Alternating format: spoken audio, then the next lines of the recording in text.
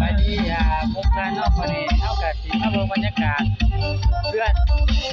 เสียเพื่อนนอนที่ว่าเลยยิ่งข่าวว่าเพิ่นถือเลข400 ล้านเท่ากับเองกับเป็นโมเพิ่นนั่นแหละเจ้าเติ้ลไปวางงานติดแจ้งอยู่เนาะเดี๋ยวกลับไปเบิ่งบรรยากาศภายในงานเพิ่นเอาบัตรเป็นที่ยังแหน่เจ้าเดี๋ยวเป็นไปเบิ่งกันเลยเจ้ายังจำได้อยู่นี่น้องมาครั้งหลายปีก่อนนั้นเคยย้อนตำนานมาแดงไอด้วยสัญญาที่มองให้ลงพี่น้องหาใหญ่อีกสักชาติมาแดงไอสิลาจากไปก็ไหวสายเดียวกินหอดคือเก่าไม่รับต้องเอาที่สุดทางใจอายก็ยังยืนยันถึงชาตินี้นะก็ได้ให้ที่จุดมันไปและฝากกำไปบอกอยากแค่บางแดงยังขาดยังแค่รอต่อสายแดงไอ้ก็หายชาติที่ขาดหัวใจ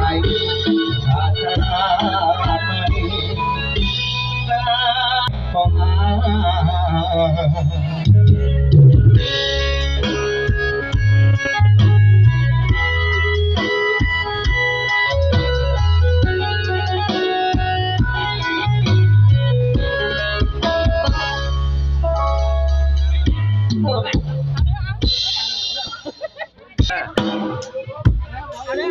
ยังไงเย้ยกให้เจ้าภาพได้แล้ว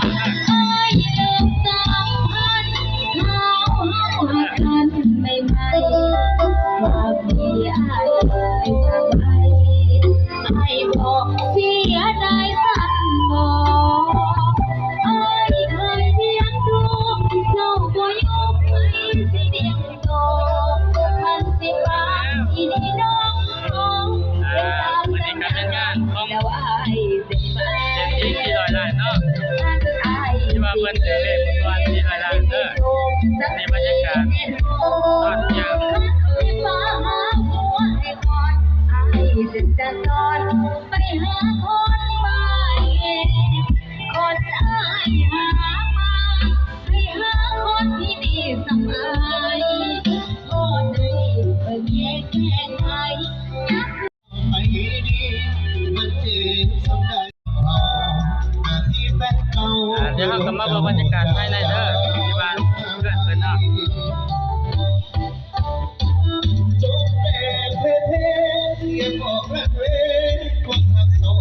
ไปดิอย่ามาลูกชายเพิ่นอันนี้ลูกชายเจ้าภาพเด้อเศรษฐี400 ล้านบ่ลินโทรศัพท์เนาะบ่สนใจน้ำแก่เด้อนี่บ่กล้องนี่ดิโอ้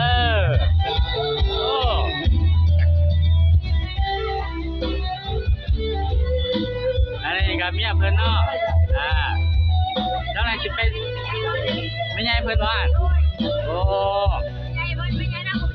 ก็ถือว่าเฮามื้อนี้งานบุญเศรษฐี400 ล้านเนาะอันนี้ก็เมียเพิ่นเด้อผู้นี้แหละลูกสาวเพิ่นนอนอยู่นี่ชื่อหยังก็เศรษฐี แอนนี่ ฮะ แอนนี่ แอนนี่บ่ชื่อแอนนี่เนาะ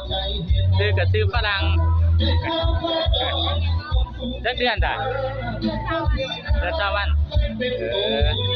คือว่าเพิ่นมาให้โชคเนาะแล้วจะได้ดีใจดีบ่เรายังบ่ออกเรื่องป่ะเนาะจะที่ว่าคนหนึ่งบ่พันป่ะสิโชคป่ะนี่เนาะไม่ใช่เลยดีใจตามเพิ่นอยู่บ่ โอ้ยดีใจไม่ใช่พ่อ บ่ พ่อจังไงรถจังเรียกกับพ่อจังไง นอนนับอยู่บ่มันน่ะ พ่อรับจังนี่เพิ่นจังเนาะ นั่งรอเลิกไม่แก่โอ้ยนั่งรอดีใจร้ายก็ต้องรับเลย แต่ว่าเงินก่อนใหญ่เนาะ โอ้ยมันจะเป็นจะมัน หาแบบเติมชีวิตก็บ่ได้เลยก็ดีใจน้ำเพิ่นเนาะแม่ใหญ่เนาะดีใจน้ำเพิ่นเด้อเจ้าภาพเด้อเดี๋ยวก็สิไปถ่ายบริเวณแถวนี้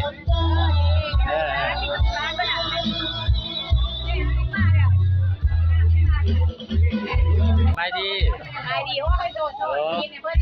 ขออนุญาตเด้อเก็บภาพเล็กๆน้อยๆดอกเพื่อไว้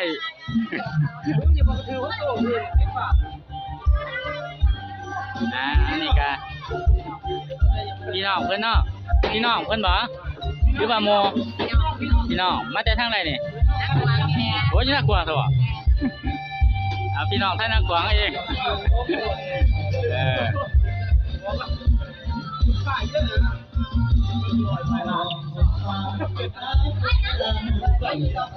เป็นจังได๋ตอนเพิ่นซื้อเลขดีใจนำเพิ่นอยู่บ่เมาตั้งแต่มื้อถือเลขวะนี่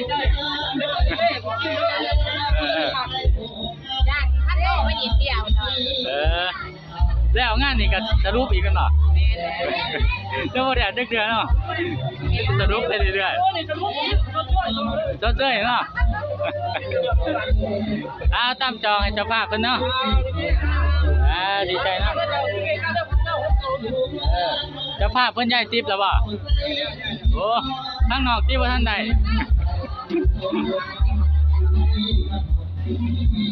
ขอบใจเด้อ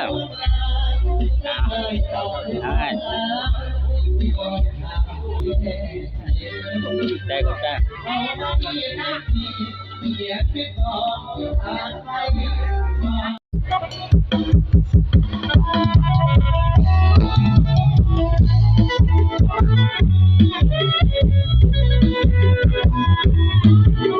แล้วที่ต้องให้สาวสบายเลย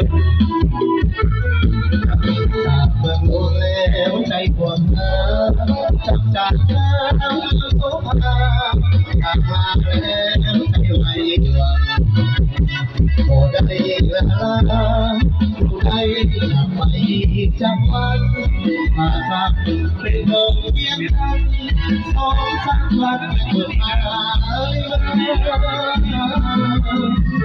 จับจากเมืองหลวงมาบ้านทางไหนเดินทางเพียงใดปวดใจโน้เวลาปวดใจลาลาปวดใจกับไม่จับวันมากับไปเพิ่มเวียนใจ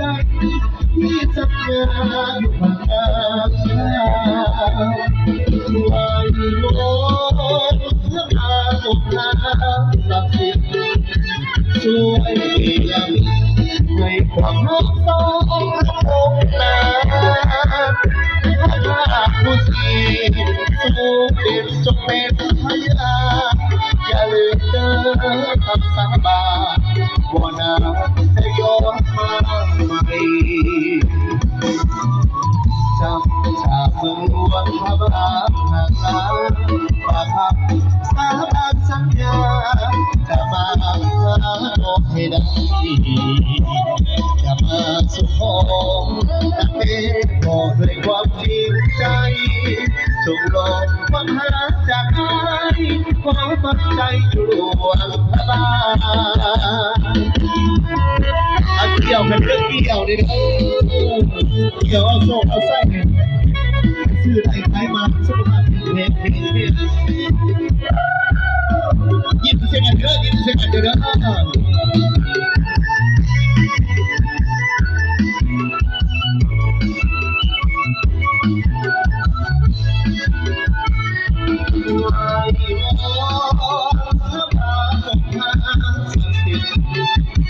สวยดีจัง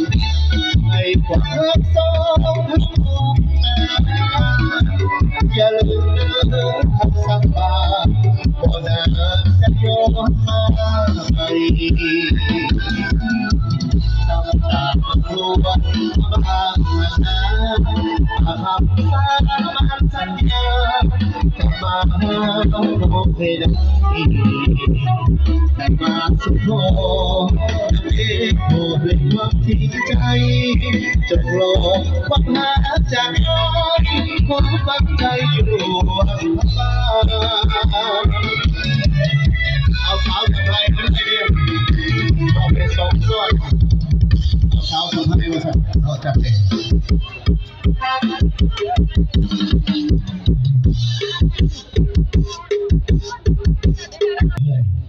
มาสิมาปลูกแขนเพิ่นเฮ้ยขาดได้บ่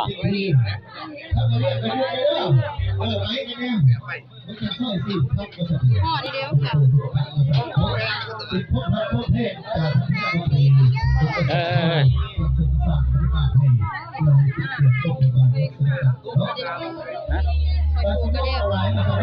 ปูดิใช่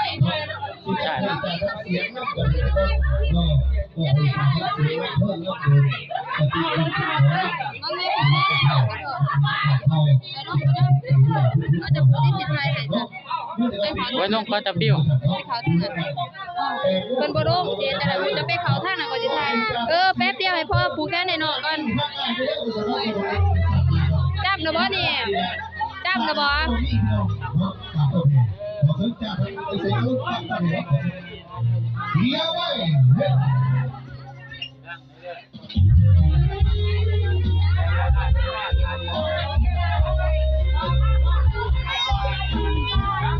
หายแล้ว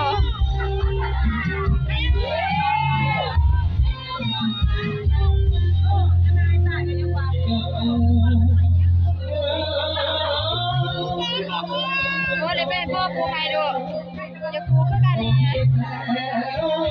ไปพ่อผูกให้ผมง่ายพี่นี่น้องผมเนาะพี่ตาอยากเมื่ออยู่น้ำก็ได้โดนทำ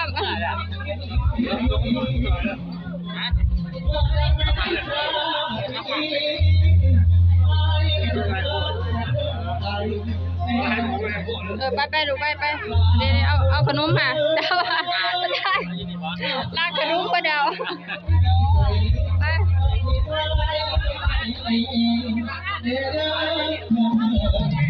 ปีน้ำมันปิดที่สั่นปินล้างใส่ปลักควัน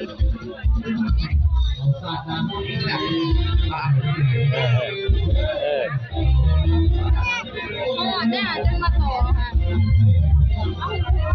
ไม่เมียครับไม่เมียโอ้ยวะร้านอยู่อันนี้เขากับมาเพื่อนเสียกี้แหละเนาะเสียตีที่ลอยล้านระวังข้อกี้ข้อเดี๋ยวเขากับสีสัมผัสเพื่อนเนาะว่าเพื่อนอยู่ซึ้งยังไงเนี่ยที่ว่าที่โชคใหญ่เลยคือเรียกที่ลอยล้านเนาะแต่ก่อนเดินอยากให้เสียแนะนำซื้อเนี่ยคือพี่เนาะสายจีนตาเป็นคนบ้านไหนจังหวัดน้องหวงโอ้เป็นคนทางไหนสันบ้านเป็นบ้านน้อยของพ่อบ้านน้อยเดี๋ยวมาอยู่นี่เนาะมาใหญ่ดูบ้านหัวเข้าแล้วลูกจักคนอ่ะคนอะไรยังไงนัดเนี่ยเดี๋ยวซื้อเนี่ยนะเนี่ยเป็นคนน่ากลัวก่อนเป็นจะไรได้ยินข่าวว่าถือเด็กที่100 ล้านรู้สึกเนี่ยไรรู้สึกเจ็บแค่ไหนบอกยังว่าถือเล่นก่อนผมรู้ใจแค่เอาทีนี้มันมีทุกวันเลยวันมือถือเด็กนอนรับอยู่อ่ะมารับเลยคื เคยเสือนั่นเอง รอรอบ ก็เลยสวยที่เสือ ก็ซื้อเลข400 ล้านแล้วก็จัดยิ่งใหญ่เลยเนาะเฮ็ดบุญแล้วก็แทนดูเนาะหลังจากนี้ก็สิเฮ็ดหยังต่อแผนการเจ้า ที่ตัวคิดน้อยนึง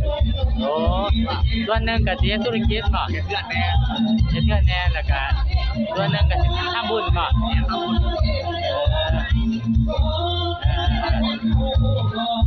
แต่แล้ว เจ๊ร้านเจ๊ได้ค่ะ ก็บ่มีหยังเนาะก็ นั่นได้ ก็ขอบใจเพิ่นเนาะที่ว่าสัมภาษณ์พวกเฮานะเนาะก็อันนี้ก็แม่นรายการเที่ยวเพื่อนเศรษฐีเนาะที่ว่าเพิ่นจัดงานแล้วก็เฮาก็สัมภาษณ์เพิ่นเรียบร้อยแล้วเป็นจังได๋เฮาก็ดีใจนำเพิ่นเนาะที่ว่าเพิ่นได้เป็นเศรษฐีใหม่เนาะของบ้านนาขวางในรายการก็ขอบใจหมู่เพื่อนเด้อที่ว่าติดตามรายการของพวกเฮาเนาะขอลาหมู่เพื่อนไปก่อนสบายดี